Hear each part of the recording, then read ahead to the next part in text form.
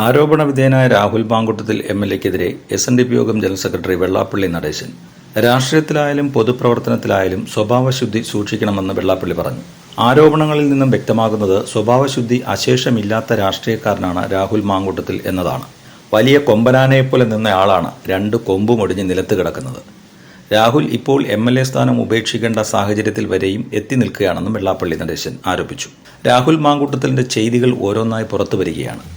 ഇത്തിരി ഇല്ലാതെ ഒത്തിരി നാറില്ലെന്നും പോകുന്നിടത്തെല്ലാം മുട്ടയിട്ട് പോകുന്നയാളാണ് രാഹുലെന്നും അദ്ദേഹം വിമർശനമുന്നയിച്ചു. എനിക്ക് രാഷ്ട്രീയ മോഹമില്ല, ഞാനൊരു മാങ്കൂട്ടത്തിലല്ല, ആർക്കും തൻ്റെ അടുത്ത് വരാം. തന്നെക്കൊണ്ട് കഴിയുന്ന കാര്യങ്ങളാണെങ്കിൽ അതൊക്കെ ചെയ്തു നൽകും. ഒരുപാട് പേർ എന്നെക്കുറിച്ച് നല്ലതും ചീത്തയും പറയുന്നു, കേൾക്കുന്നു, കളയുന്നു. അതാണ് തൻ്റെ രീതി. ഗുരുവിൻ്റെ ദൈവദശകം വിദ്യാഭ്യാസ സ്ഥാപനങ്ങളിൽ പാടണമെന്ന് പറഞ്ഞപ്പോൾ തനിക്കെതിരെ പ്രതിഷേധമുണ്ടായി. ഇന്ന് അതാണ് മിക്ക സ്കൂളുകളിലും പാടുന്നതെന്നും അദ്ദേഹം പറഞ്ഞു.